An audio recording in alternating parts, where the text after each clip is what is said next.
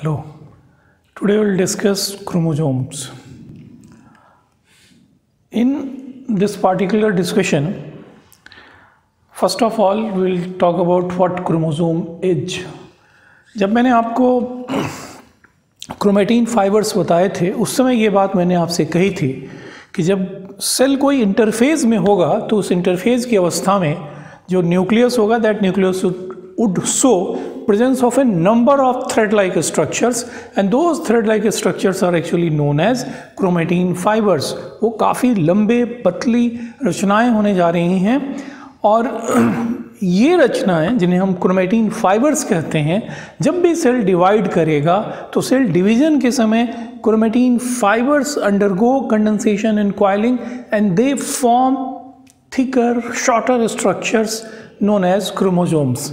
ये जो chromatin fibres होंगे इन क्रोमेटिन फाइबर्स में कंडेंसेशन और कॉइलिंग होने जा रही है. उनके कंडेंसेशन और कॉइलिंग की वजह से आप देखिएगा कि शॉर्टर और थिकर स्ट्रक्चर का फॉर्मेशन होगा और ये जो स्ट्रक्चर्स होंगे उन्हीं स्ट्रक्चर को हम लोग कहते हैं कि ये क्रोमोसोम्स होने जा रहे हैं. जो बात मैंने अभी कही उस बात को अगर थोड़ा सा डायग्रामेटिकली हम देखने की कोशिश करें तो हम ये कह सकते हैं कि अगर ये कोई स्ट्रक्चर है जिसे हम कह रहे हैं कि this one is a chromatin fibre, तो ये जो क्रोमेटिन फाइबर हुआ ये क्रोमेटिन फाइबर कंडेंस और कॉइल जब करेगा तो it will form structure of this kind.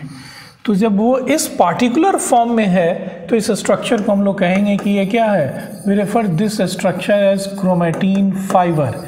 ये जो रचना होगी इस रचना को हम कहेंगे कि क्रोमेटिन फाइबर है और इस पार्टिकुलर फॉर्म में अगर वो आ गया, इस पार्टिकुलर फॉर्म में अगर वो दिख रहा है तब इस स्ट्रक्चर को हम नाम देंगे कि ये स्ट्रक्चर जो है ये स्ट्रक्चर कहलाएगा क्रोमोसोम. यदि हम उस स्ट्रक्चर को कंडेंस और कॉइल करें तो फिर ये जो रिजल्टेंट स्ट्रक्चर फॉर्म करने जा रहा है इसी स्ट्रक्चर को हम लोग कहेंगे कि ये क्या है, क्रोमोसोम है. लेकिन बार बार एक तथ्य हम लोग सामने लाने की कोशिश कर रहे हैं कि क्रोमेटिन फाइबर्स कब कंडेंस करेंगे, कब कॉइल करेंगे. तो उनकी कंडेंसेशन और कॉइलिंग तब होगी जब सेल डिवीज़न में जाएगा, जब सेल रिप्रोडक्शन की क्रिया होगी. Then chromatin fibres are going to condense to form chromosomes. Purpose, उद्देश्य, इस पूरे चेंज का कोई ना कोई उद्देश्य होना चाहिए. तो आपको ये पता है कि पूरी जेनेटिक मटेरियल कन्फाइन की जाती है विद इन न्यूक्लियस और न्यूक्लियस में जो थ्रेड लाइक स्ट्रक्चर्स हैं उन्हीं में ये पूरा का पूरा जेनेटिक मटेरियल जो होगा वो उपस्थित होने जा रहा है. और ये जो स्ट्रक्चर होगा जिसे हम लोग कह रहे हैं कि ये क्रोमेटिन फाइबर्स होने जा रहे हैं, तो ये क्रोमेटिन फाइबर्स इतने लंबे होते हैं और इनकी संख्या भी अच्छी पार्टिकुलर स्पीसीज में एक पार्टिकुलर संख्या दिखाई पड़ेगी. तो इतनी लंबी थ्रेड लाइक स्ट्रक्चर्स अगर न्यूक्लियस के अंदर हैं और जब कभी भी सेल रिप्रोडक्शन की बात आएगी उनको जब बांटना होगा तो वैसी स्थिति में उनको डिवाइड कर पाना संभव नहीं होने जा रहा है. तो ऑब्वियस है कि ऐसी रचनाएं अगर रहीं तो उनका डिवीज़न जो होगा वो संभव नहीं होगा. तो उनको निश्चित तौर पे जो जेनेटिक मटेरियल होगा सेल रिप्रोडक्शन के समय उनका बंटवारा सबसे इम्पॉर्टेंट इवेंट होता है. तो जो सेल रिप्रोडक्शन होगा उस सेल रिप्रोडक्शन के समय जेनेटिक मटेरियल आसानी से डिवाइड किया जा सके डॉटर सेल्स के बीच में. फॉर दैट रीज़न क्रोमोसोम्स के रूप में क्रोमेटिन फाइबर का आना ज़रूरी है. तो यदि आप क्रोमोसोम अपीयरेंस की बात करें तो that can be easily justified. किस आधार पे? तो उसे आप इस आधार पे जस्टिफाई कर सकते हैं कि जब कभी भी सेल रिप्रोडक्शन होगा तो सेल रिप्रोडक्शन के समय जेनेटिक मटेरियल को डॉटर सेल्स के बीच में बांट पाना तभी संभव होगा जब शॉर्टर थिकर स्ट्रक्चर के रूप में क्रोमोसोम्स वहाँ हों.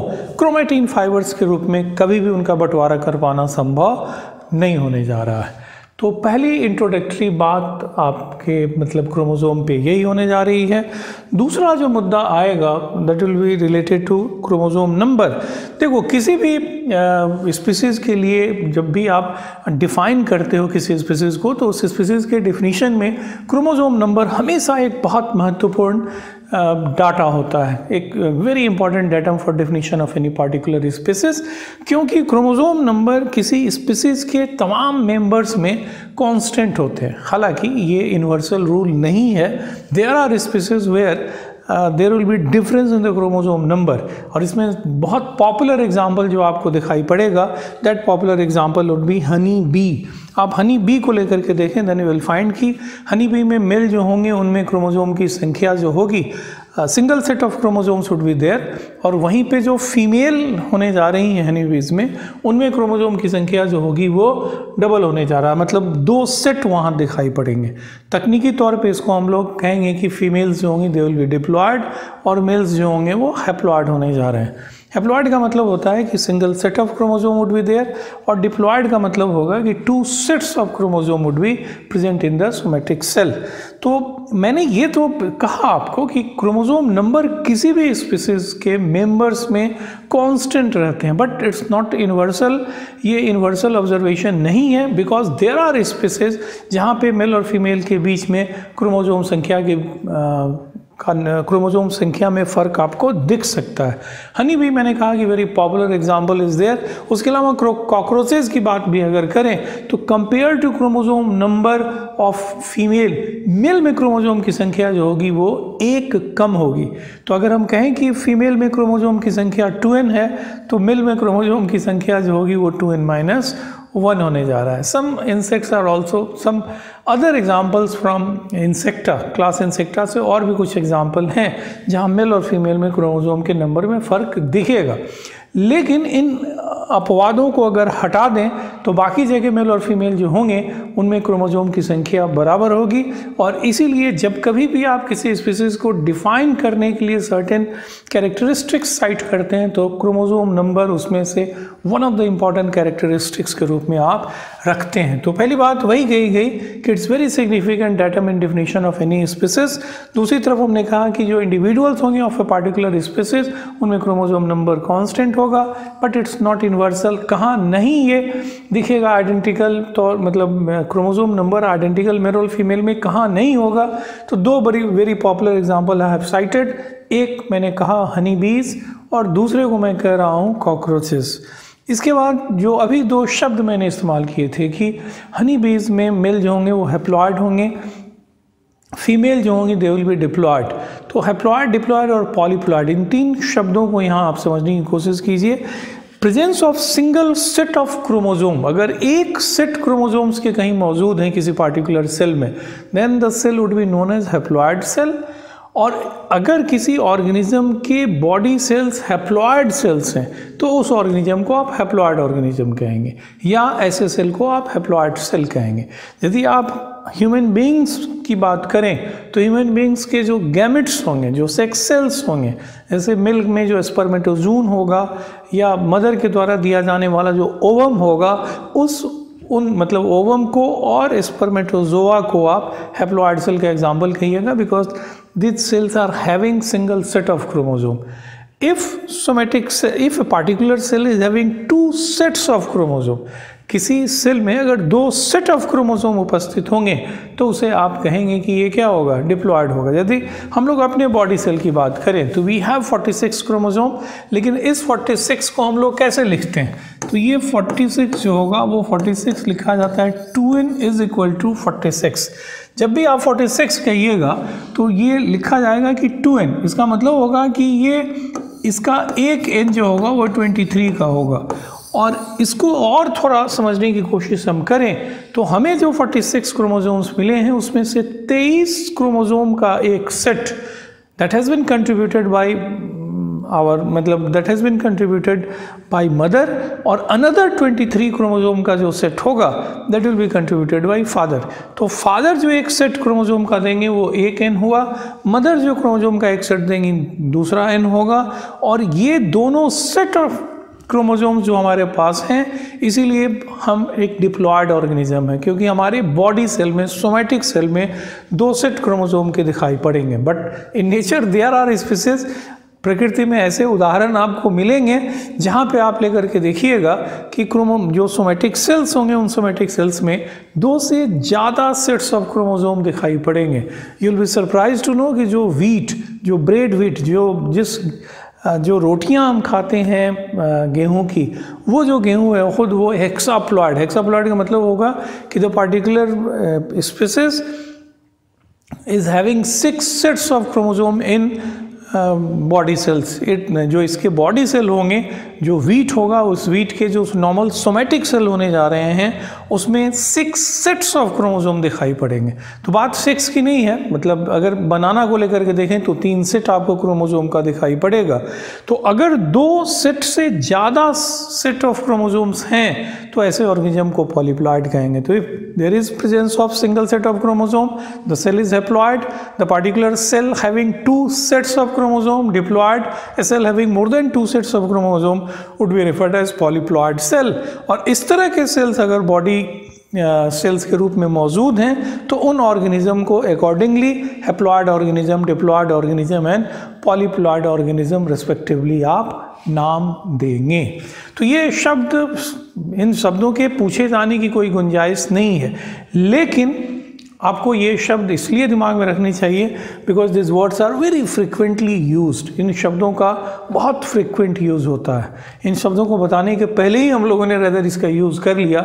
अगर हनी बीज की बात आप याद कीजिए तो मैंने आपको हनी बीज में यही कहा था कि जो मेल होंगे वो मेल हैप्लॉइड होने जा रहे हैं और जो फीमेल होंगी वो डिप्लॉइड होंगी। नेक्स्ट जो मुद्दा आएगा वो होने जा रहा है कि क्रोमोसोम का स्ट्रक्चर कैसा होगा। तो देखो, क्रोमोसोम के स्ट्रक्चर की बात जब भी करेंगे तो सबसे पहली बात तो आप ये स्पष्ट रहिए कि chromosome is a very dynamic structure. Chromosome एक स्टैटिक रचना नहीं है। जब भी आप क्रोमोसोम की चर्चा करते हैं तो पहली बात जो आपके दिमाग में स्ट्राइक करनी चाहिए वो ये होगा कि ये रचना तभी अपीयर करेगी जब सेल डिवाइड करेगा। हालांकि डायनोफ्लैजिलेट्स के केस में हमने एक दूसरी स्थिति आपको बताई थी। डायनोफ्लैजिलेट्स में मैंने आपसे ये कहा था कि इंटरफेज स्टेज में ही क्रोमोसोम वहाँ दिखेगा, लेकिन बाकी सारे केसेस में अगर बात आप करते हैं तो आप यही पाइएगा कि जब सेल डिवाइड करता है उस समय क्रोमोसोम्स अपीयर करेंगे। और जो अगर आप माइटोटिक सेल डिवीज़न की बात करें तो वहाँ पे जो प्रोफेज, मेटाफेज, एनाफेज, टेलोफेज जो होंगे न्यूक्लियर डिवीज़न में, ये जो फेजेस होने जा रहे हैं उन फेजेस को अगर आप देखें तो आप पाइएगा कि क्रोमोसोम उन तमाम फेजेस में एक तरह, एक रूप में नहीं दिखने जा रहा है। That's going to change its form. उसका रूप जो होगा वो डेफिनेटली क्या करेगा, चेंज करेगा। जैसे इस पॉइंट को अगर थोड़ा हम एक्सपैंड करने की कोशिश करें तो हम लोग ये देखेंगे कि जैसे अगर प्रोफेज की बात आप करें तो प्रोफेज में जो क्रोमोसोम दिखेंगे वो क्रोमोसोम कुछ इस तरीके के दिख सकते हैं प्रोफेज के अवस्था में। अगर मेटाफेज की बात करें तो मेटाफेज में वही क्रोमोसोम जो होंगे they will look like this. वो क्रोमोसोम कुछ इस तरीके के दिखाई पड़ने जा रहे हैं। वहीं अगर एनाफेज की बात करें तो आप लेकर के देखिएगा कि क्रोमोसोम जो होंगे वो इस तरह से डिवाइड कर जाएंगे। अगर टेलोफेज की बात करें तो ये क्रोमोसोम जो होंगे वो कुछ इस तरीके से बदल जाएंगे। तो मेरा पॉइंट सिर्फ एक लाइन का था कि क्रोमोसोम जो होगा that will be a dynamic structure and its shape, length, इस तरह का जो इसकी मॉर्फोलॉजी होगी they are going to change according to stage of the cell division. Cell division के स्टेज के अकॉर्डिंगली मैंने कहा कि इसका जो साइज़ होगा, शेप होगा, ये उसकी जो थिकनेस होगी, ये चीज़ें ओवरऑल जो इसकी मॉर्फोलॉजी होगी वो चेंज करने जा रही है। वो एक तरह का नहीं दिखेगा। अब दूसरी बात कि क्रोमोसोम के इस क्रोमोसोम को स्टडी करने के लिए बेस्ट स्टेज कौन होगा, तो metaphase is the best stage, क्योंकि मेटाफेज स्टेज में ही क्रोमोसोम सबसे कंडेंस्ड होगा, सबसे थिक होगा, तो it's very easy to study chromosomes. लेकिन एनाफेज स्टेज में आप उसके शेप को पहचान पाते हैं, क्योंकि एनाफेज में ही क्रोमोसोम जो होगा that will assume a particular shape जो इंडिकेट कर रहा होता है कि इस क्रोमोसोम में सेंट्रोमियर कहाँ पे मौजूद होगा। ये पॉइंट आगे हम लोग एक्सपेंड कर पाएंगे।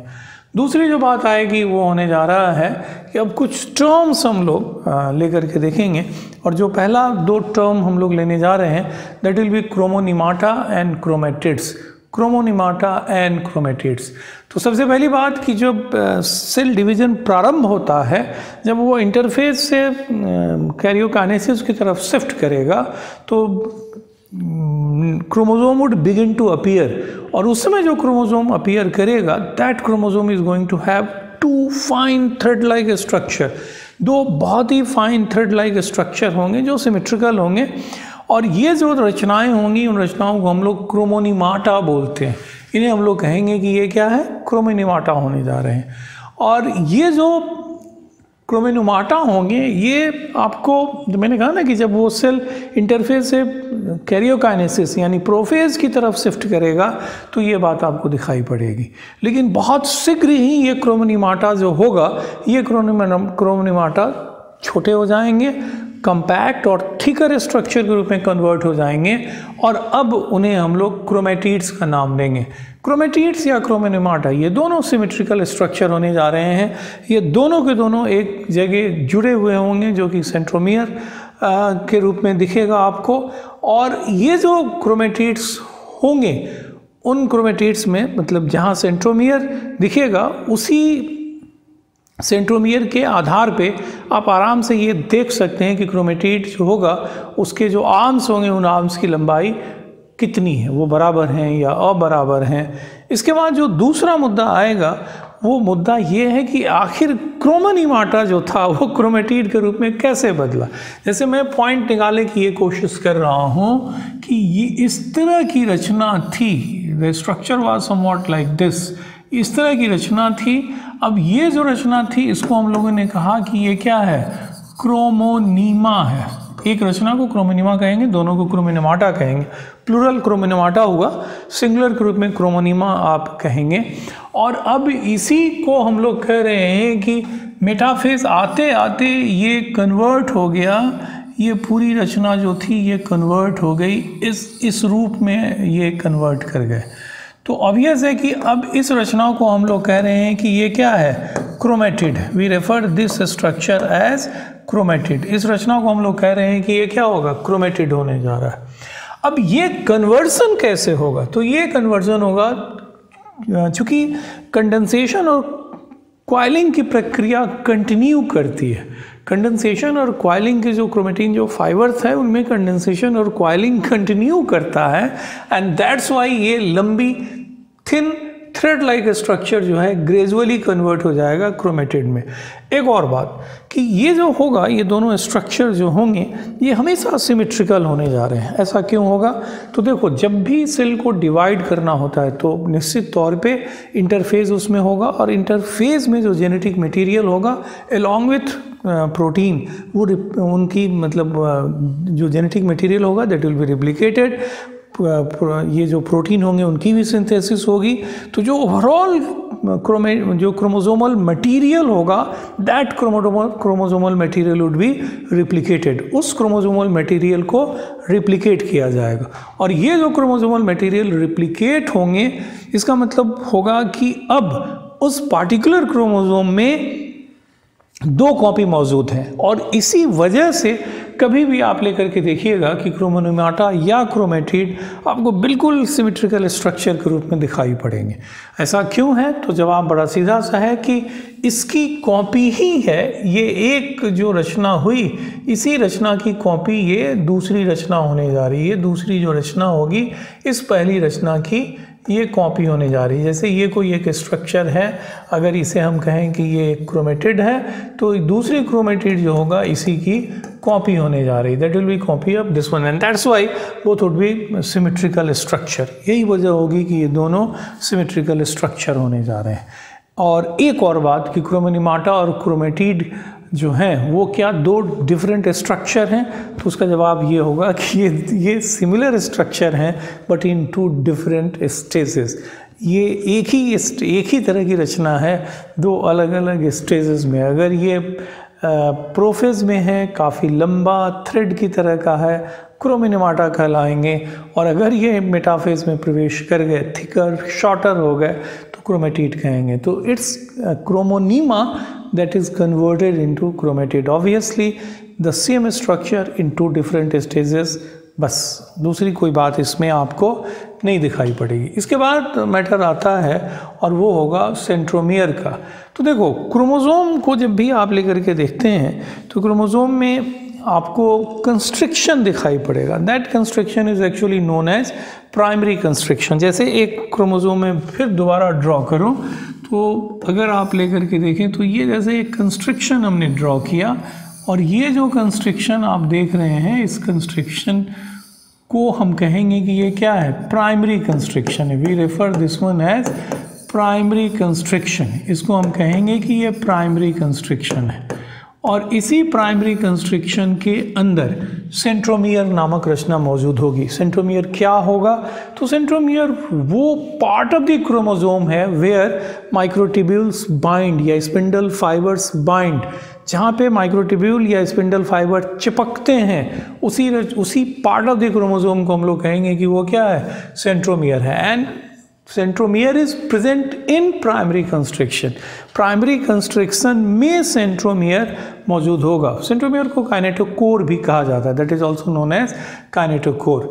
अब देखो, ये जहाँ कंस्ट्रिक्शन होगा उसी बेसिस पे अलग अलग आर्म्स हो जाएंगे, जिसको एक आर्म, ये अलग अलग आर्म हो गया या आर्म हो गया, ये जो हो गया आर्म हो गया। और यहाँ से यहाँ तक ये जो रचना होगी, अगर इसको थोड़ा अलग हम दिखाने की कोशिश करें, ये जो पार्ट होगा यहाँ से लेकर के ये जो पूरा पार्ट होगा वो एक क्रोमेटिड होगा, it will be one chromatid. तो यदि आप मेटाफेज की बात करें या प्रोफेज की बात करें तो वहाँ पे क्रोमोसोम में 2 क्रोमोनिमाटा या 2 क्रोमेटिड्स आपको दिखाई पड़ेंगे। और सेंट्रोमियर जहाँ पे होगा वो वहीं से क्लियर हो जाएगा कि उसके पास उस पार्टिकुलर क्रोमोसोम में how many arms are there. हो सकता है जैसे यहाँ पे आप देख रहे हैं कि सेंट्रोमियर है, तो डेफिनेटली इसमें अलग अलग आर्म्स आपको दिखाई पड़ेंगे। जो आर्म अगर बराबर हैं तब तो ठीक है, उनको आप कोई नाम न दीजिएगा, लेकिन आर्म अगर छोटे और बड़े हो गए तब उन्हें हम लोग नाम देते हैं। जो छोटा आर्म होगा that is known as p arm, जो बड़ा आर्म होगा उसे क्यू आर्म कहेंगे। पी टर्म पेटाइट से आया है, जो कि एक फ्रेंच वर्ड है और उसका मतलब ये होगा छोटा, और पी का नेक्स्ट लेटर क्यू है and that's Y large arm को क्यू आर्म कहा गया। उस क्यू का कोई मतलब नहीं बनता है, बस पी का नेक्स्ट लेटर है। चूँकि छोटे आर्म को पी कहा गया, दैट्स वाई जो बड़ा आर्म था उसको क्यू नाम दे दिया गया। अब रही बात कि जो सेंट्रोमियर होगा वो क्या होगा, तो सेंट्रोमियर को हम लोग कभी भी कहते हैं कि ये कंस्टिट्यूटिव हेट्रोक्रोमेटिन है। पिछले लेक्चर में ये बात मैंने आपको स्पष्ट की थी कि हेट्रोक्रोमेटिन जो होगा वो जेनेटिकली इनएक्टिव पार्ट होगा, वो पार्ट होगा क्रोमोसोम का that remains condensed even during interface. और उस हेट्रोक्रोमेटिन में हम लोगों ने 2 टाइप्स देखे थे। एक वो टाइप, वो हेट्रोक्रोमेटिन जो परमानेंटली इनएक्टिव कर दिया गया है, that has been permanently silenced. उस हेट्रोक्रोमेटिन को मैंने कहा था कि वो कंस्टिट्यूटिव हेट्रोक्रोमेटिन होगा, और उसी की चर्चा यहाँ पे की गई है कि जो सेंट्रोमियर होगा that centromere has constitutive heterochromatin. वहाँ वो जो होगा वो कंस्टिट्यूटिव हेट्रोक्रोमेटिन को रिप्रेजेंट करेगा।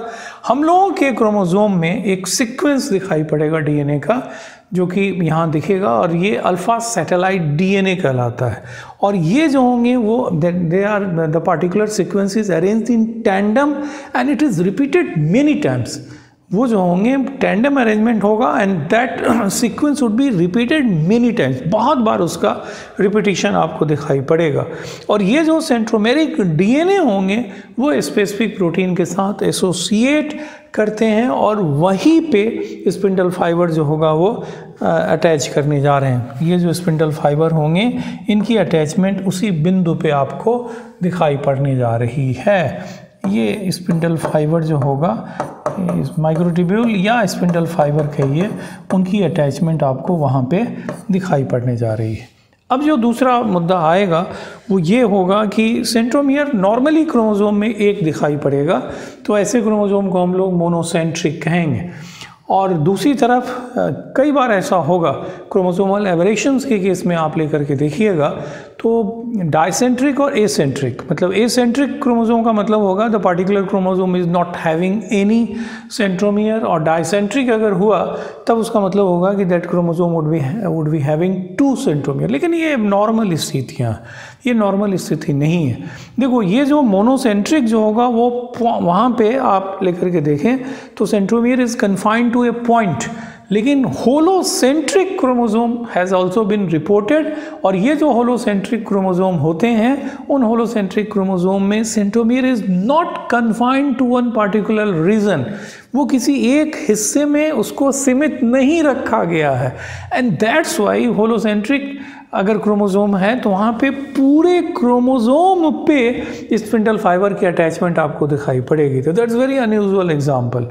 तो normally chromosome would be monocentric, that simply means कि centromere would be having one centromere.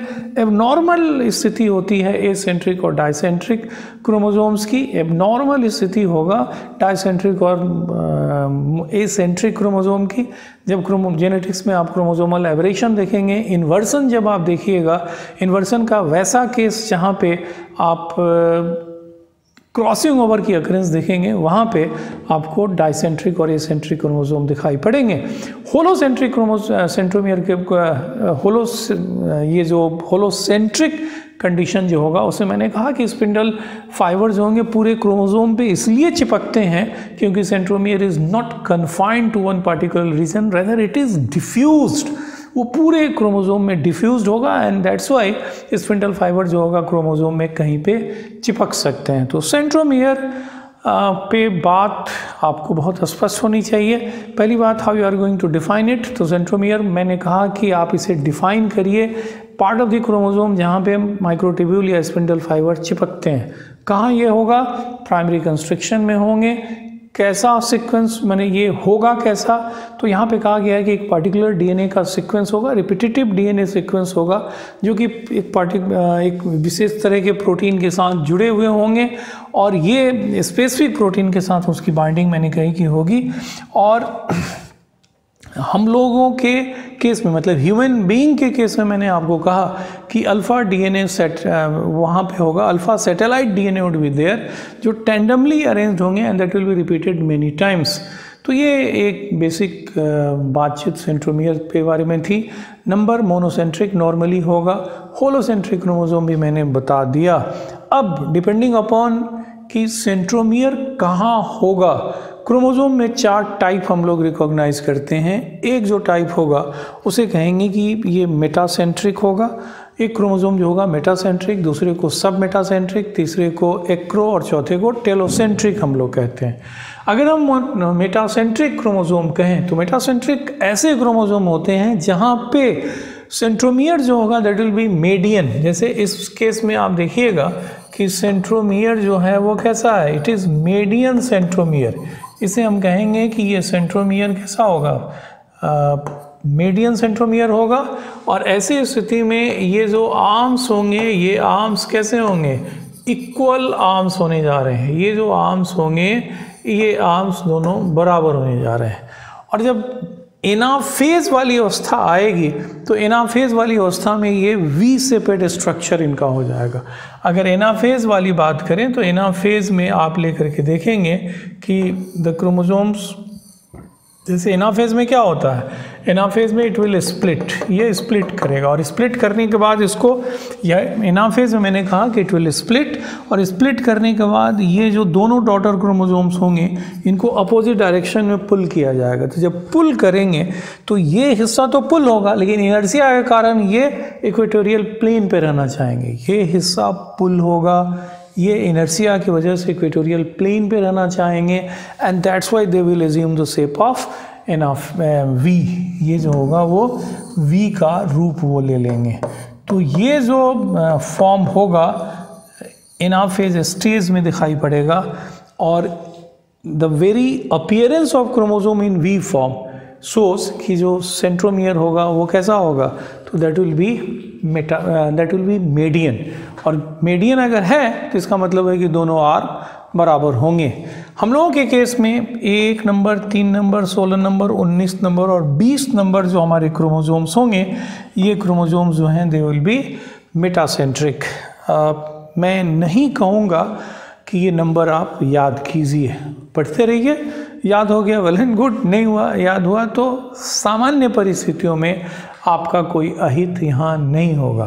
तो मेटासेंट्रिक क्रोमोसोम मतलब chromosome having median centromere, as a result of median centromere both arms are equal और anaphase में ये V shape assume करेगा। Human beings में 5 chromosomes हैं जो कि मेटासेंट्रिक होने जा रहे हैं। दूसरी तरफ आप सब मेटासेंट्रिक की बात करें तो सब मेटासेंट्रिक में आप देखेंगे कि सब मेडियन होगा, सब मीडियन सेंट्रोमियर आपको दिखाई पड़ेगा, centromere would be submedian, और ऑब्वियसली यहाँ पे आप देखिएगा कि there will be short arm, और दूसरी तरफ आपको दिखाई पड़ेगा कि क्या होगा, लॉन्ग आर्म होने जा रहा है। और जब बात आएगी एनाफेज की, तो एनाफेज वाली अवस्था में फॉर द सिमिलर आर्गूमेंट की वजह से आप देखेंगे कि ये जो होगा वो एल सेपेट हो जाएगा। सिमिलर आर्गूमेंट देखिएगा कि ये कैसा हो जाएगा, इट विल बिकम एल सेपेट। अगर ऐसा है तो उसे आप कहेंगे कि सब मेटासेंट्रिक है।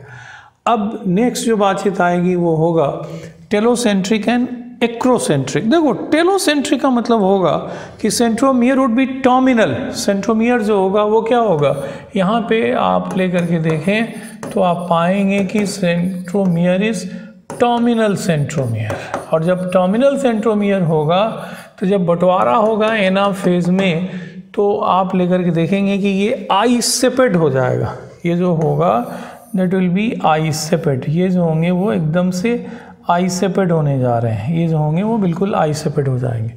और अगर एक्रोसेंट्रिक की बात करें तो एक्रोसेंट्रिक में आप देखिएगा कि सब टर्मिनल आपको दिखाई, ये जो क्रोमोसोम होंगे इनमें जो सेंट्रोमियर होगा सब टर्मिनल होगा।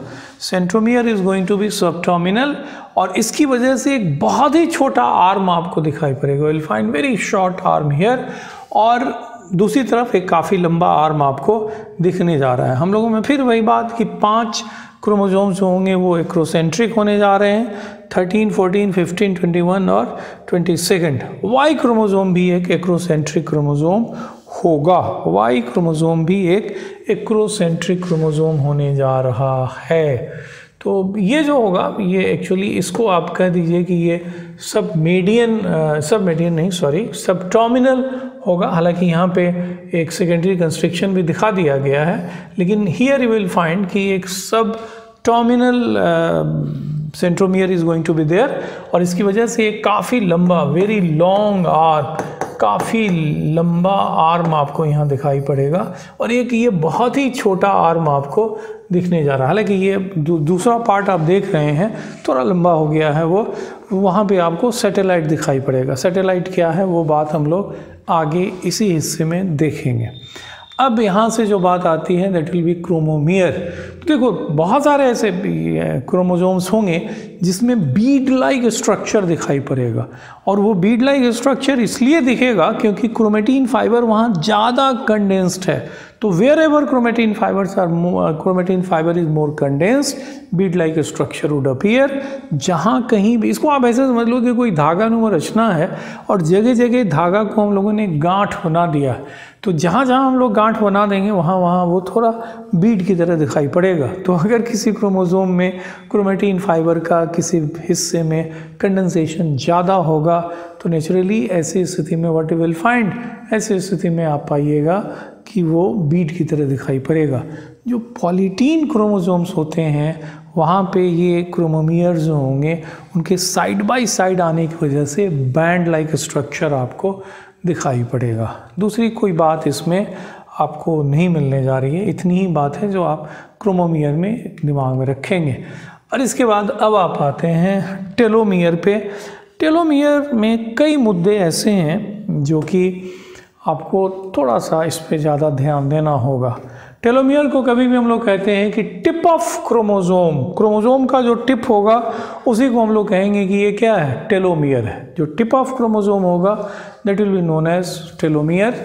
और किसी भी क्रोमोसोम में डीएनए एक आपको दिखाई पड़ेगा, तो डीएनए का जो एंड होगा, किनारा होगा, डीएनए आपको पता है कि डबल स्ट्रैंडेड स्ट्रक्चर है, तो 2 ends of DNA double stranded structure होगा, 2 स्ट्रैंड्स होने जा रहे हैं। तो ये जो 2 स्ट्रैंड होंगे वो उनके पास एक अनयूजुअल स्ट्रेच होगा, रिपीटेड सीक्वेंस का, जो बेसेस होंगे उनका एक रिपीटेड सीक्वेंस होगा सिरे पे, एक पार्टिकुलर सिरे पे, एक एंड पे, और उसी को हम लोग कहेंगे कि ये क्या है, टेलोमियर है।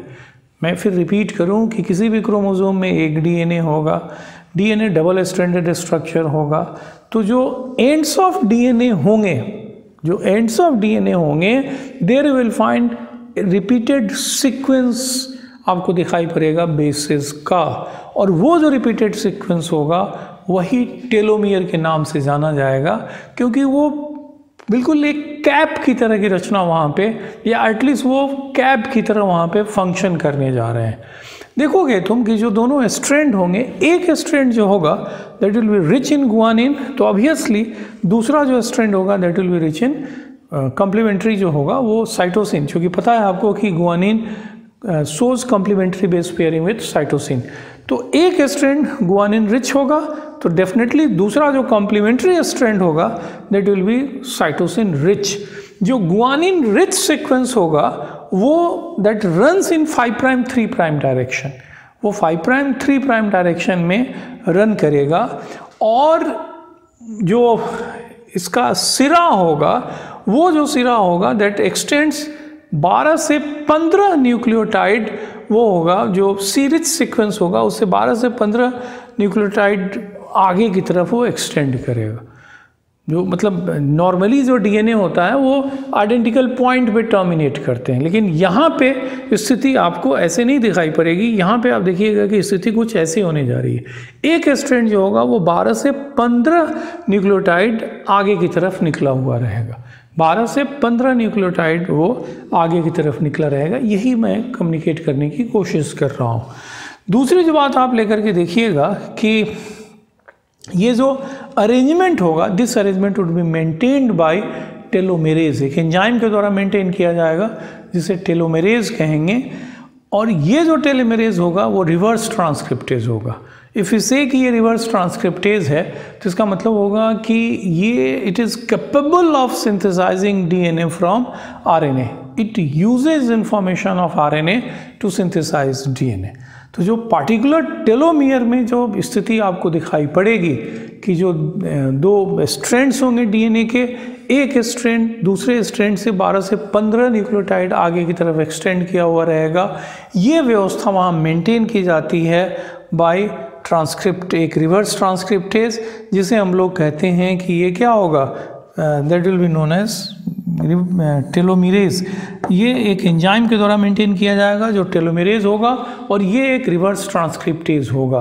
मैं बात को फिर रिपीट करूं, मैंने कहा कि टेलोमेयर के रूप में आप टिप ऑफ क्रोमोजोम को मतलब टिप ऑफ क्रोमोजोम को आप टेलोमेयर कहते हैं। वहाँ पे जो क्रोमोजोम होगा उस क्रोमोजोम के जो डीएनए होगा, डीएनए के दोनों स्ट्रैंड जो होंगे एक रिपीटेड सीक्वेंस दिखाते हैं, और वही बेसिकली एक कैप के रूप में काम करेगा, उसी को टेलोमियर कहेंगे। जब उसके फाइनल स्ट्रक्चर को देखते हैं तो आपको मैंने कहा कि एक स्ट्रैंड गुआनिन रिच होगा, दूसरा साइटोसिन रिच होगा, एक स्ट्रैंड जो होगा दूसरे स्ट्रैंड से 12 से 15 न्यूक्लियोटाइड्स आगे की तरफ एक्सटेंड किया हुआ रहेगा, and this arrangement is maintained by a reverse transcriptase known as telomerase. उसको मेंटेन करने की जिम्मेवारी टेलोमेरेज की होगी। इसके बाद आप आते हैं जिस मुद्दे पे, वो ये होगा कि टेलोमियर काम क्या करेंगे। तो देखो, टेलोमियर की सबसे बड़ी भूमिका है कि क्रोमोसोम को चिपकने से रोकेगा, that is going to block prevent sticking of chromosomes. Chromosome की स्टिकिंग को ये रोकेगा। क्रोमोसोम के कंप्लीट रिप्लिकेशन के लिए इसकी आवश्यकता पड़ती है, क्रोमोसोम के कंप्लीट रिप्लिकेशन के लिए इसकी आवश्यकता पड़ेगी। और अब टेलोमियर का सीधा संबंध एजिंग से एस्टैब्लिश कर दिया गया है। इसमें आप देखिएगा कि एज रिलेटेड जो टेलोमियर जो होगा उसमें उसकी शॉर्टनिंग जो होगी वो एजिंग से सीधे जुड़ी हुई है। Age related progressive shortening of telomere has been reported. Ageing के साथ साथ टेलोमियर की शॉर्टनिंग आपको दिखाई पड़ती है, और टेलोमियर की शॉर्टनिंग इसलिए होती है क्योंकि most of the mammalian cell में जो टेलोमेरेज होगा वो नहीं होता है। तो टेलोमेरेज की अनुपस्थिति की वजह से टेलोमियर की शॉर्टनिंग होगी, और ये शॉर्टनिंग इसलिए हम लोगों के केस में मैमेलियन सेल में इसलिए दिखाई पड़ती है क्योंकि टेलोमेरेज एंजाइम नहीं है। और ageing linked this kind of shortening जो है, ये इसने एक एजिंग को कंट्रोल करने के लिए एक नए रिसर्च को इसने नए रिसर्च का दरवाज़ा इसने खोला है। एजिंग रिलेटेड जो काम है, रिसर्च है, इस एस्पेक्ट पे काफ़ी तेज़ी से किया जा रहा है। तो पॉइंट सिर्फ सिंपल सा ये है कि एक तो टेलोमियर जो होगा, अगर रोल की बात करें तो telomere sticking of the chromosome को रोकेगा, क्रोमोसोम के रिप्लिकेशन के लिए ज़रूरी होगा, और एजिंग लिंक जो होगा प्रोग्रेसिव शॉर्टनिंग टेलोमियर की जो देखी गई है, उसके पीछे रीज़न ये है कि मैमेलियन सेल्स में जो ये टेलोमियर की जो पूरी व्यवस्था मेंटेन्ड होती है, that is maintained by telomeres, वो टेलोमेरेज हम लोगों के केस में नहीं है, एंड दैट्स वाई इस तरह की शॉर्टनिंग आपको दिखाई पड़ती है, जिसको एजिंग से रिलेट किया गया है। तो अब आज हम लोग क्रोमोसोम पे अपनी चर्चा यहीं पे रोकेंगे। क्रोमोसोम में अभी भी कई मुद्दे हैं जिस पे चर्चा एक लेक्चर की और हम लोगों को ज़रूरत पड़ेगी। तो उस लेक्चर पे हम लोग नेक्स्ट डे आ रहे हैं, आज यहीं पे हम लोग रुकेंगे। आज जितनी बात बताई गई उसको देखिएगा। नेक्स्ट लेक्चर में मैं कोशिश करूँगा कि जल्दी जल्दी चीज़ों को रिवाइज करके नई चीज़ों पे आऊँ। तो इतनी बात आप तैयार करें, नेक्स्ट लेक्चर में आगे की चीज़ों पे चर्चा हम लोग करते हैं। Thank you, take care.